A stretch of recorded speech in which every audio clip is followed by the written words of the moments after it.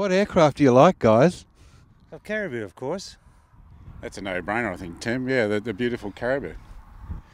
Yeah, we've got two of these at HARS, as most people are aware. This particular aircraft has been a bit of a hangar queen for, I think, almost 12 months or so. Had a bit of engine issues with it, but we've replaced an engine, and we did a test flight last Thursday, and so we thought we'd come up to Mittagong for the day, see how the aircraft performs, and she's running beautifully.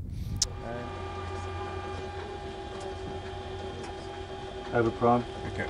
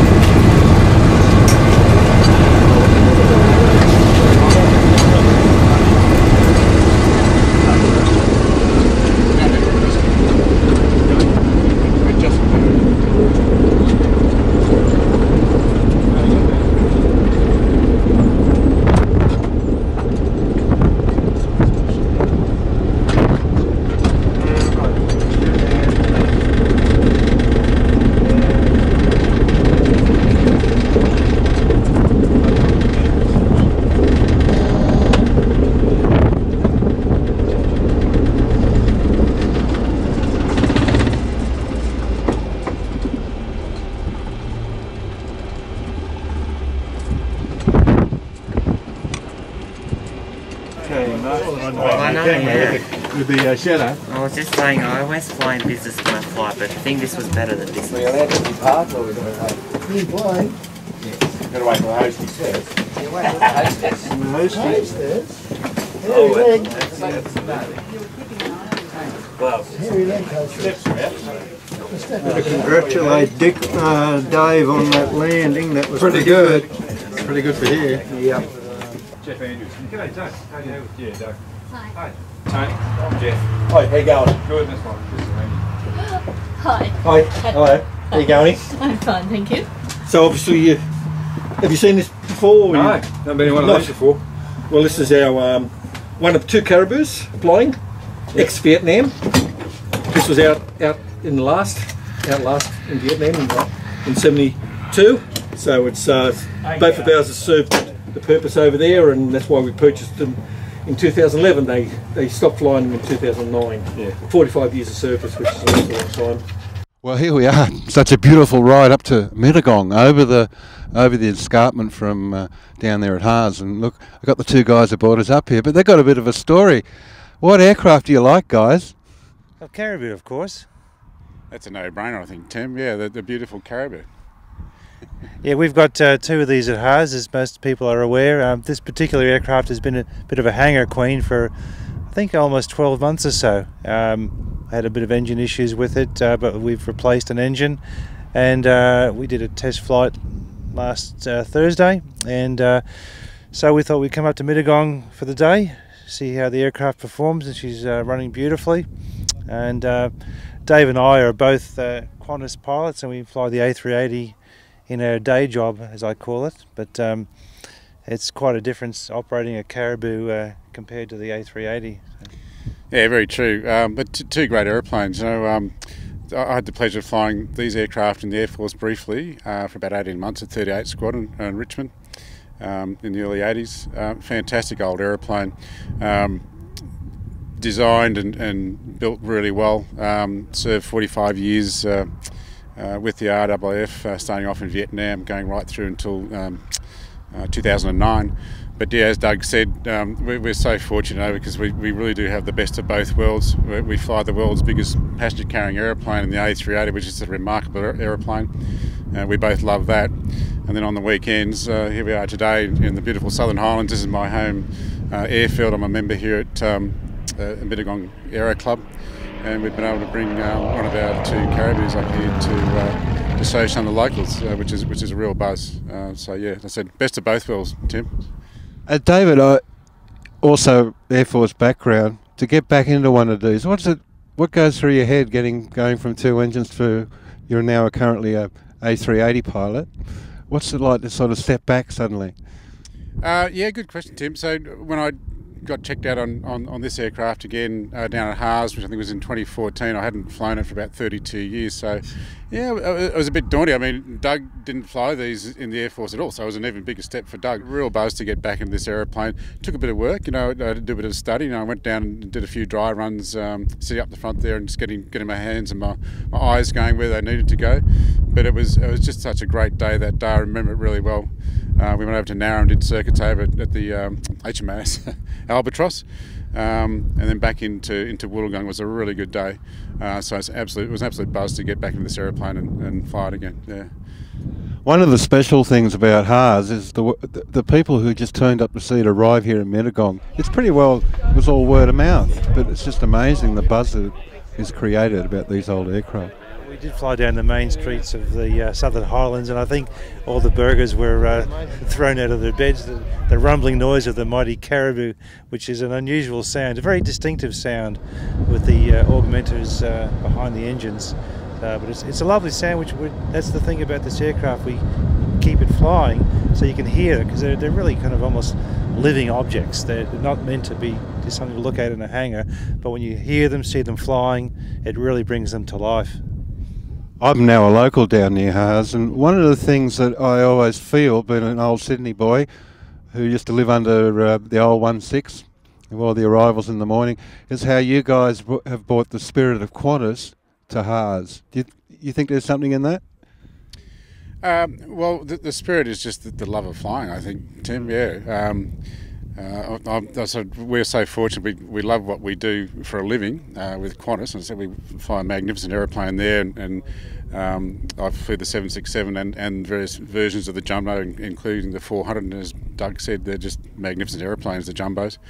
So that would be the spirit. I think is just that we, Doug and I, love flying, so we're very happy to do it on the weekend as well as during the week.